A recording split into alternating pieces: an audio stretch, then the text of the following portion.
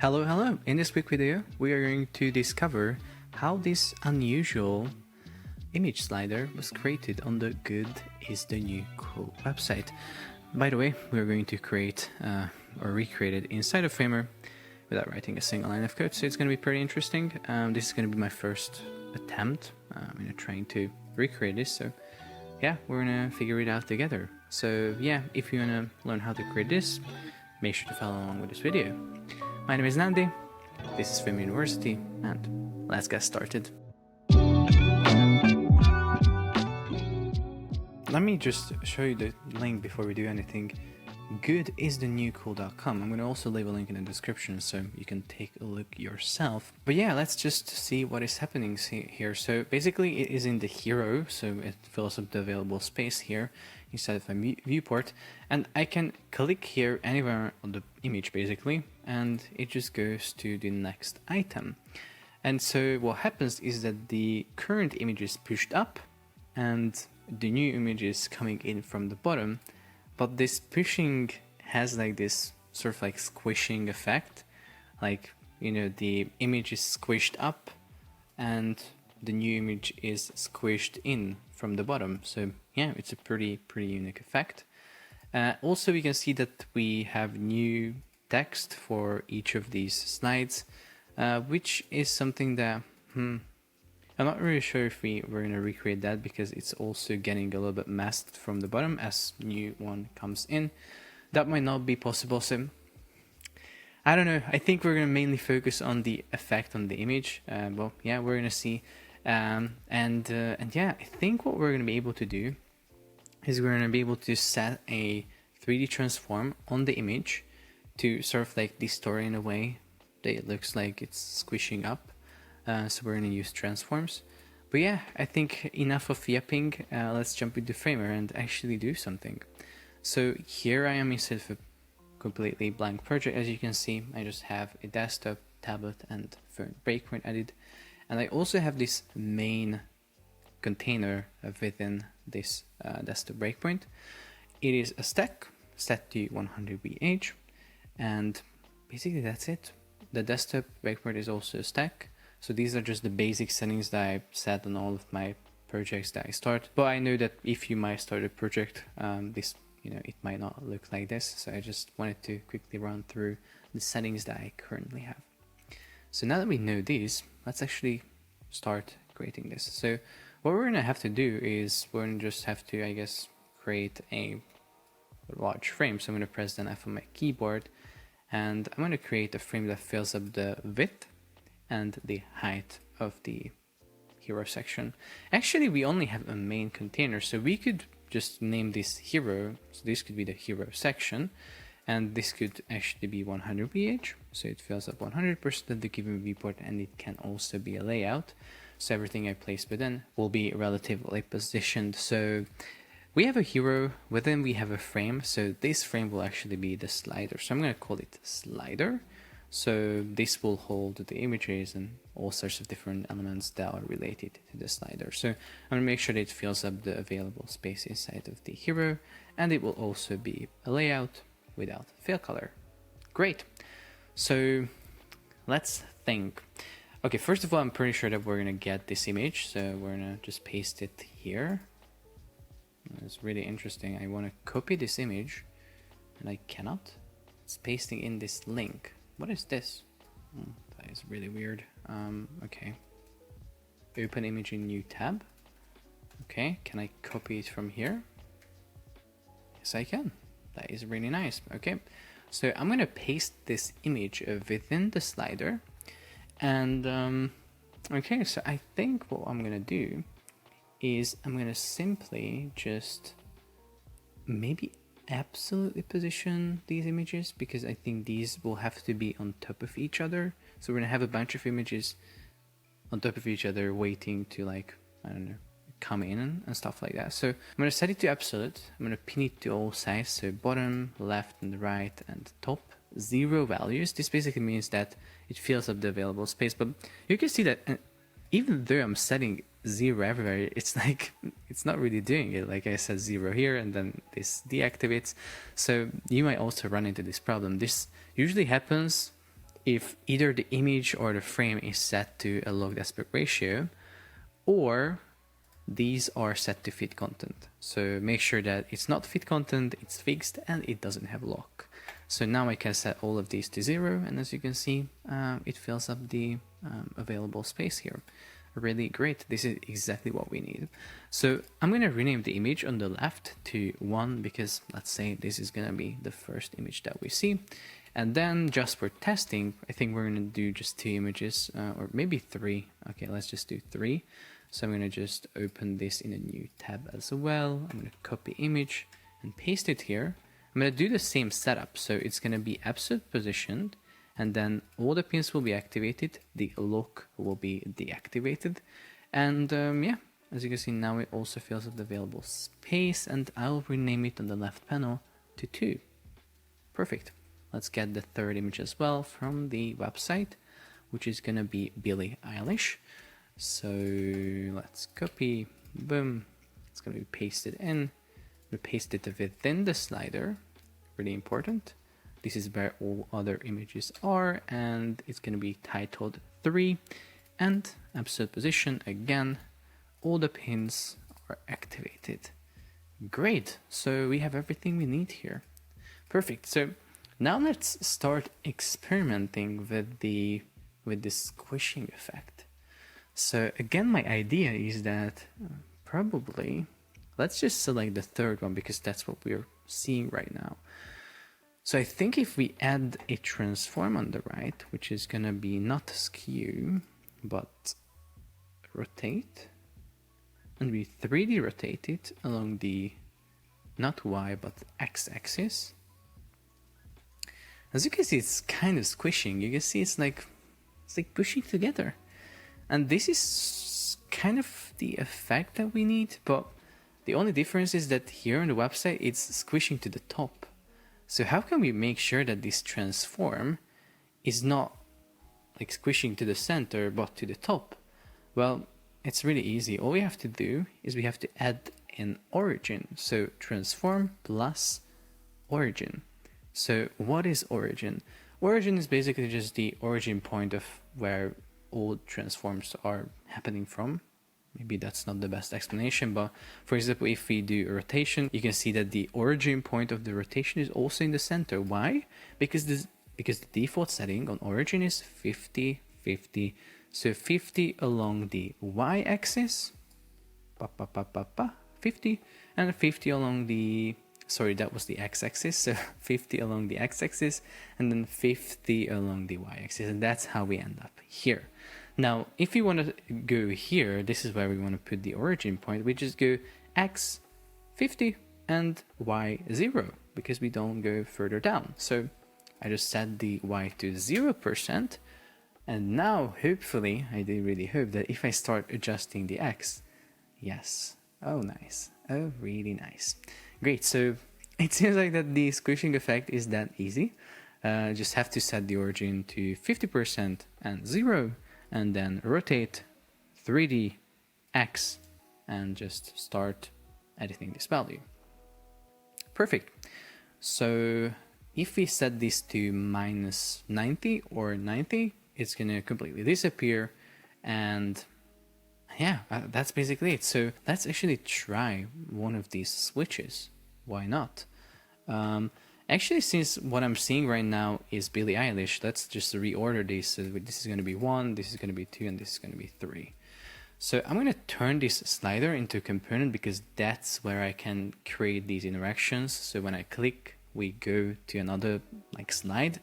If you don't know much about Framer, like yeah, if you want to do some sort of interaction, like you have a button on your website, or something that you want to hover over and do any sort of like little animation that we can also see on this website, that is done with components in Framer. So that's what we're going to do here. We already have the frame here on the left layers panel, and I can just right click it and then create a component. So I can just hit create here, and now you're going to see that we are in a little bit of a different view here. This is the component canvas. So this is where we see our component and all of its variants. So now by default we just have variant 1. This is the primary variant. and I can rename this to slide 1. If I want to create slide 2, I have to go and click here, variant. This creates a new variant, which is going to be called slide 2. Perfect. So what do I want to do on slide 2? Well, I want to make sure that the first image squishes up. So let's change the X to 90. Boom, perfect. And I want to make sure that the next image comes in from the bottom, but as you can see here, it's already in. So what we have to do is we have to prepare this second image on the first variant. We kind of have to set the state where we want to come in from. So this is really important, and it's kind of hard because we actually cannot see this image right here on the first variant. So sometimes here you kind of have to imagine what you're editing, but what we can also do is we can just quickly hide this one here by just setting their visible property to new. So the first image can be hidden, so now we see the second image behind. And I can prepare it, and I can just set their initial state where it's going to be animating in from. So what is that state? Well, let me just select it here on the primary. And on the right panel, I think you already know that we have to do a rotation on it, 3D, and we're going to have to add like an X rotation. However, again, the origin point is still in the center, so we have to set an origin override. Well, now it's not going to be 50 because it would push it to the top. We want to push it to the bottom, so the origin point will be X 50 and Y 100, right? So 100, now it's on the bottom. So I will set this X to 90. So this is where it's going to be coming in from. So this is really important to set this initial state. And spoiler, we'll have to do the same with the third image. So we might do that right now, right? So transform 3D 90 and then origin and 100. Perfect. So now I can set the first image back to visible, yes, and on the slide 2, I can simply select the second image, and I can animate it in. So I can just set this X rotation back to 0. And now, when we do something like this in Framer, we do like an initial experiment, or we kind of think that, okay, we might be good. We can now preview this and see if it actually works. But before we can do that, well, I can just press Command and P on my keyboard, or I can click here to preview this. Nothing really happens now. We have to create an interaction, right? So the way we do that is by selecting the first variant, and you can see it has a little like connector on the right. So this allows me to connect it to the second variant, and it asks me, okay, when do you want to go there? And I say, I want to go there when I click this first variant, so I just leave it on click. And then I clicked here, and now that interaction is activated. So in theory, when I preview this and I click here, it's going to happen. And as you can see, it does happen. However, you can see that here it's a little bit slower. The transition plays out a little differently. Here it's super fast, and we don't even really see the effect. But it's really easy to change the transition. We just select this again, first primary variant, and on the right we find the transition property, and then we can just change it here. So I'm going to go with an ease transition because I can just tweak the curve here to have something a little bit closer to what we see on the original website. It's also a little bit slower, so maybe something like 0.8, and I think this will work really nicely. And let's preview it again. So click, and as you can see, it looks really nice. Yeah, I think this is gonna be great. However, I'm not really sure because the second image isn't animating too much. I'm not even sure. Let me just set the visible to no on the first image because I want to see how the first image animates in. And it actually animates in really nicely, like exactly how it should. But I don't know, on the original I just feel like that it is animating a little bit differently. I'm actually not sure what's the difference between my version and their version, because the effect is kind of the same, but still I feel like that there's a difference. Well, what I do in this case actually is that I just, because sometimes I just don't really know what is the difference, and in order to like see it better, I just record my screen. So I'll just do a quick screen recording here. Just make sure that we're not recording. Okay, sound is not recorded. So I'll just, start a recording. Let me just, actually, can I? Okay, so you can actually see that I'm clicking record, and I'll click here. Okay, I'll click now, and we're just gonna stop the recording and play it. So let's see what happens. Okay. So yeah, somehow I just feel like that the current image is blocking too much of the effect that we see on the image that is right here behind, which is a little weird, because you can see that the image in the background, the running woman, is kind of already completed, like it's not moving anymore, but the top image, Billie Eilish, is still moving quite a bit. So I don't really know why this is happening. What I'm thinking is that maybe we can do a few different things. We can maybe make sure that first Billie starts moving up, and then this one right here in the background waits a little bit before starting to move. So this is the first thing that I'm gonna try, and then maybe we're just gonna go with this effect and that's it. But I just wanna do my best to, recreate it as close to the original as possible. So Billie right here starts moving up, but I wanna make sure that this waits a little bit. So the way I can do that is I go to the variant where I'm basically transitioning to, and I select the image that I want to override the transition on.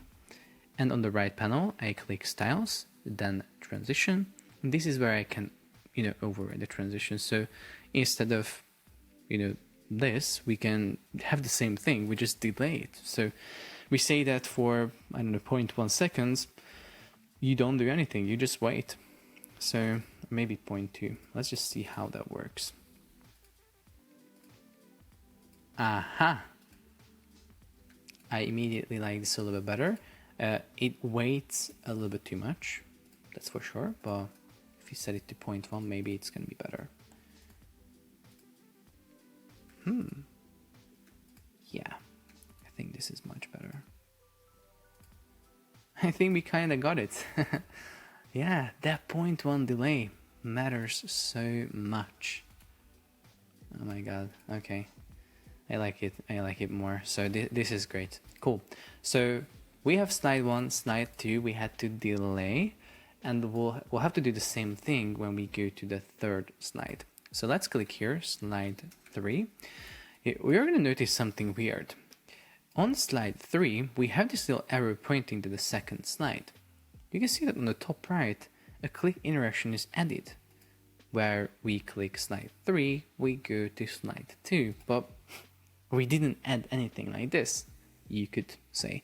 But no, we actually added, because Framer works in a way that everything that you do on the primary is added everywhere else. So if we add an interaction on the slide 1, the primary variant, it's being added to all other variants. So this interaction that goes from the current variant to slide 2 is added here. It's also added here, so slide 2, when we click slide 2 on slide 2, we go to slide 2. It doesn't make too much sense, so again, we're just gonna remove it on the top right. And it's added on slide 3, so we're gonna also have to remove it from here. Because what we're gonna do instead is we're just gonna click slide 2, and we're gonna say here, if we click this, we go to slide 3. Great, that's basically it. So, okay, what do we do here on slide 3? We first animate this out. However, we're going to no longer need this delay. So we're going to set it back to 0. And then we're going to animate this X to 90. But we notice something weird. It's going back to the bottom, but now we want to go to the top. So we're going to set the origin to 0. However, I'm a little worried that I don't know if the origin will be animated, like smoothly, like it's going to act weirdly, or it's going to snap immediately to the top. I'm not really sure about that, but we're going to see. Yeah, let's just first test that. Yeah, it's acting weirdly, as you can see. It first starts moving to the bottom, and then it moves up, which actually is not a bad effect. Like, it actually looks quite interesting, but in this case, we're not really looking for that. So this means that we have to... oh my god, we have to overcomplicate this a little bit, which I don't really like. But yeah, at least you learn how to solve problems like this. Because what you can see is that we animate to slide 2. The second image animates in from the bottom thanks to origin being set to 100. However, when we go to slide 3, we want to make sure that the image doesn't go back to the bottom where it came from, but goes to the top, which needs a change in origin back to 0% on the Y. But if we have it on 100, on the variant where we're coming from, it's gonna be animated. If we set it to 100 here on slide 2 and 0 here on the slide 3 where we're going, it's gonna be animated. So what we have to essentially do, just to translate it to you, we have to make sure that the origin is set to 0% Y already on the variant where we are coming from. However, it doesn't really, we cannot really do it, because on slide 2 we have to make sure that it's 100. We cannot set it to 0%. Like, okay, now this will look great because it moves to the top. However, now it's messed up when we go from slide 1 to slide 2. As you can see, it's like, ugh, like it's weird, right? So the solution is not as simple as that. We have to keep it on 100% here. So from slide 1 to slide 2, it's really nice. And what we have to do here, and here comes the trick, so pay close attention. We're going to do a helper variant from slide 2. We're going to go to, actually, we're just going to call it slide 2. This new variant that I created, and the original slide 2 will be renamed to slide 2 mid. So this will just be a middle step, and we're gonna be actually going from slide 1 to slide 2 mid on a click, and from here we're gonna roll over to slide 2. Well, what is a rollover? Well, rollover just means that we're just gonna automatically go from slide 2 mid to the slide 2. So we're going to actually end up at slide 2 when we finish this whole animation. So how can we make sure that we automatically go from slide 2 mid to slide 2? We can just connect the interaction, and the interaction, instead of being click, it's going to be appear. It's really important though, it's going to only work if we set delay. So delay has to be something like 5 or 4. We can experiment with this, but let's just set 0.4 for now. And the trick is that here on slide 2 mid, the origin is 100%, because here we have to make sure that it's coming in from the bottom. But on slide 2, since it's already transitioned in, we can quickly set it to 0%, the origin. The origin point will jump to the top, but we will not see it because there's no rotation on it. And then from here, we'll be able to transition to slide 3, and it's gonna squish to the top thanks to origin being set to 0% already here. So let's see if it works. Click on slide 1. And yeah, it works really nicely. We don't see any change. Because yeah, it's just silently rolls over from slide 2 mid to slide 2. So now we can again create slide 3, and if we were to have more slides, we would create slide 3 mid and slide 3. However, we don't really have more slides, so we can hopefully get away with slide 3 only, but we'll see, because we'll also have to make sure that somehow this is actually looping. But that's gonna happen a little bit later in this video. So slide 3, what we do is we select the second little image here, transition again, the delay will no longer be needed, and we're gonna just change this X to 90, and you can see that it's squishing to the top, it's moving to the top thanks to origin set to 0% already.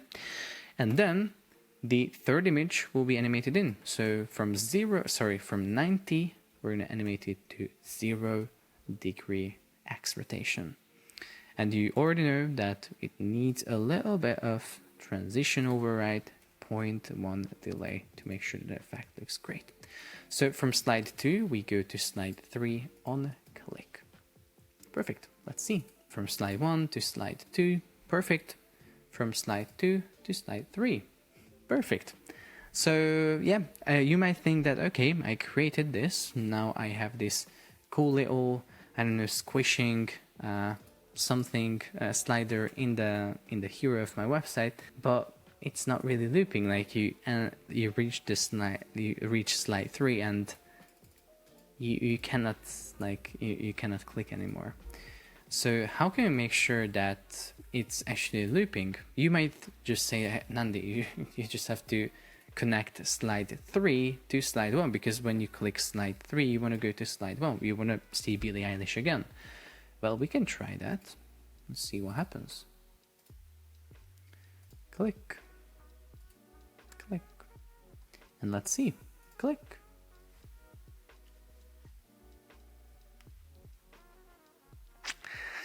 That wasn't really nice, right? So as you can see, this is not really the solution. So yeah, let me show you how to fix this. But before that, let me just add this little cursor, because I don't know if you can see it here, because I have a screen recorder which changes my cursor, so it might not show this. But actually here on this slider, we have a little arrow that points to the right, showcasing that you can actually click to move on the slider. So we can add that really easily by just selecting the first primary variant, and on the right we can click cursor, web cursor, and we can just select the cursor we want to show here. So I'm going to select this again, this I don't know, this right pointing arrow, and now that's going to be the arrow that is not the arrow, that's going to be the cursor that we see when we hover over. Again, you might not see this because of my weird screen recorder. But yeah, now let's again just see how we can make sure that this is looping. What we know for sure now is that we're not going to go simply from slide 3 to slide 1. So I'm going to remove this interaction. So let's first of all understand why is it not working. And the reason why it's not working is because I think you already kind of got the hang of, having to set the images up in a really specific way on the variants we're coming from. So for example, when we're animating from slide 1 to slide 2, we have to make sure that the second image is waiting right here on the bottom to come in from the bottom. So it's animated with transformed with X down to the bottom, so we can animate it from there. And this is the problem, because if we want to move from slide 3 to slide 1, we have to understand where we are coming from and where we are going. So we're going to a slide where Billie Eilish is not transformed at all, like it's 0x.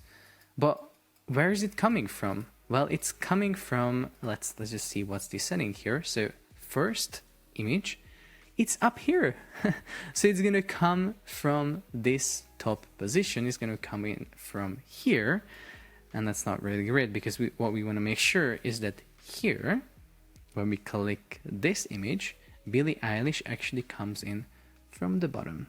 So this is why we'll have to make sure that we create an additional variant that prepares Billie Eilish to be actually on the bottom, and also we'll also have to make sure that this image, the third one, changes origin to 0%, similar to how we did it here on this other image. So what we're going to do is actually we're going to call this slide 3 mid, because yeah, it seems like we'll have to do this technique that we did here again.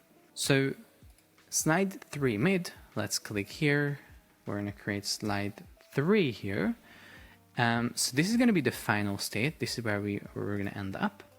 And so here what we're going to secretly change is the third image is going to get 0% origin. Why? Because I want to make sure when this animates out eventually, it's going to go to the top. And then I also want to make sure that Billie Eilish is not waiting at the top but at the bottom. How? I can just set its origin to 100%. And now you can see it's jumped to the bottom.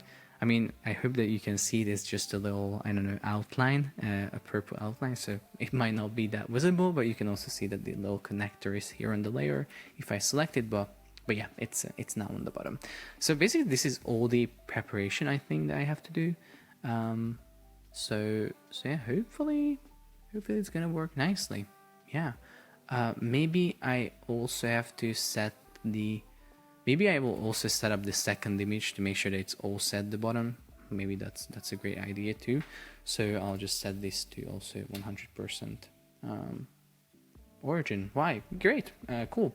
Now I'll just make sure that when we go from slide 2 to slide 3 mid, we roll over. So again, rollover can be achieved up here.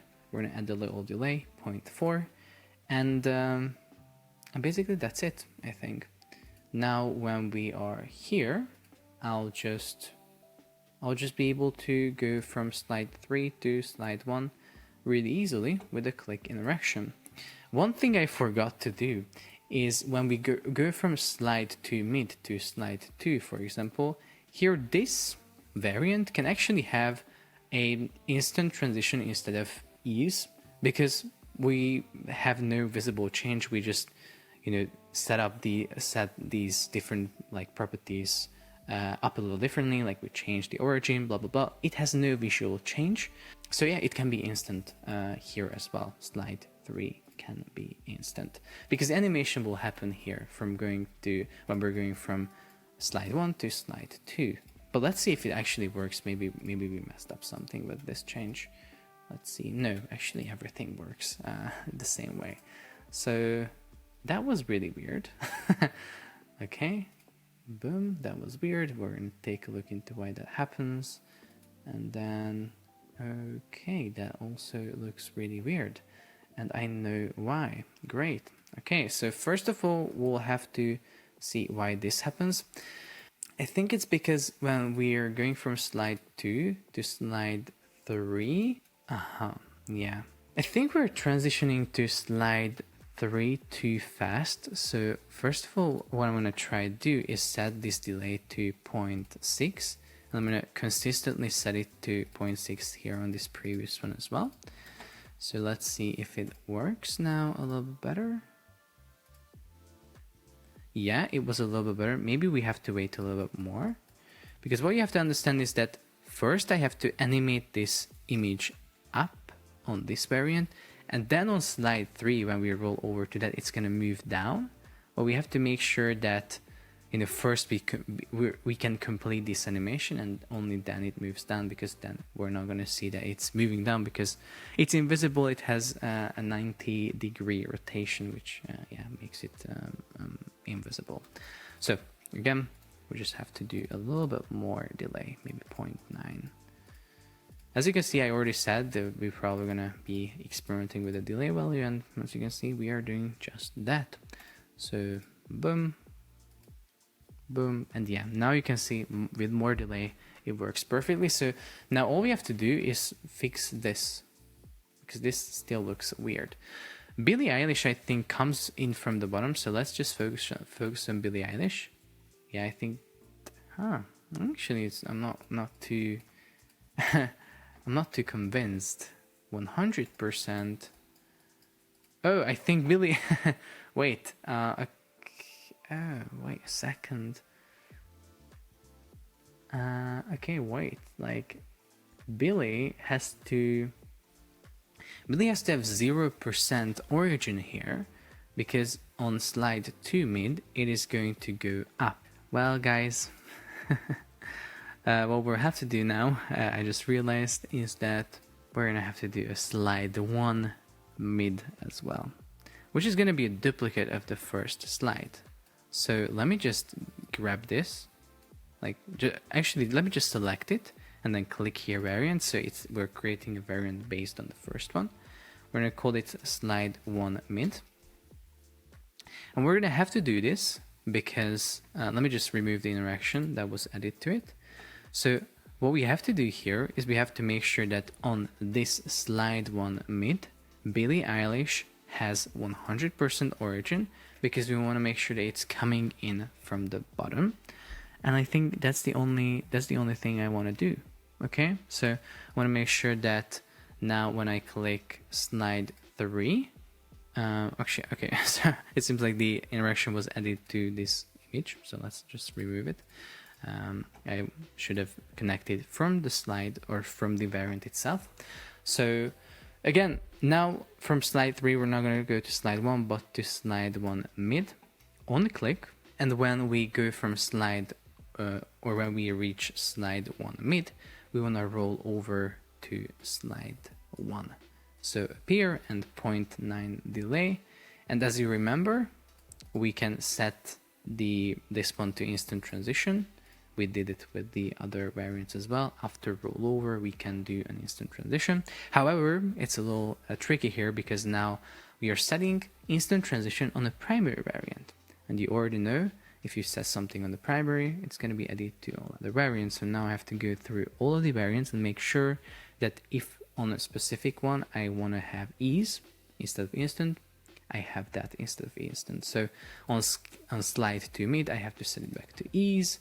On slide 3 mid, I have to set it back to ease. And on slide 1 mid, I have to set it back to ease. And in theory, everything will be good, but we'll have to, we'll have to see, we'll have to check. So boom, boom, and boom. Not working so far, because we have to set, on slide 1 mid, we have to set the third image to origin 0% and X rotation, X rotation 90, that works. So slide 3, I'm going to just preview from this point. Bam. Works. However, we forgot to do the delay, right? So here we have the delay from when we're going from slide 2 to slide 3. However, here we don't have it. So what we have to do is on slide 3, on slide 3, we have to select the third image. We have to make sure that the transition is it's 0.1 here. I think that's fine. However, on slide 1 mid, we have to set it back to, actually it doesn't have any transition override here, so that's fine. However, on Billy, we have to set a transition override to make sure that the effect looks a little better. So 0.1 delay. And let's see. Bam. Perfect. And now it's a perfect loop. Isn't it beautiful? I think it is. So as you can see,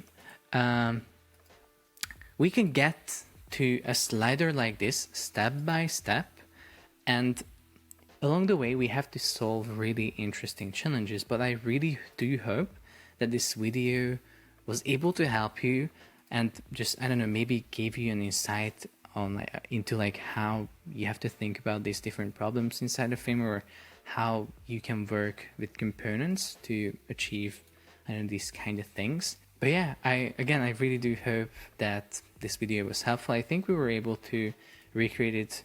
I think it's pretty accurate. Of course, we don't have the text and stuff like that, but this video is already pretty long, so I'm not gonna add that. I think this was the most important part of the effect. And yeah, I think we were able to recreate it pretty accurately. So yeah, again, I really do hope that it was helpful. If you have any questions, or you got stuck somewhere, if you didn't understand something, make sure to drop a comment down below, so I'm gonna make sure to answer you guys. And yeah, if you want to learn more about Framer, if you're looking for resources that you can remix to see how certain effects are created, or how you can create scroll animations and stuff, go to framer.university/resources. You're going to find over 500, or maybe not 500, 4 to 500 resources. But yeah, we're posting resources every single day, or almost every single day. So yeah, you're going to find a bunch of things that you can use on your websites, or just little resources that you can learn from. So yeah, if you're a user, framer, or you're just learning, I think it's going to be a pretty useful resource for you. So yeah, that's it for this video. Make sure to like it, subscribe for more, and I'm going to see you in the next one.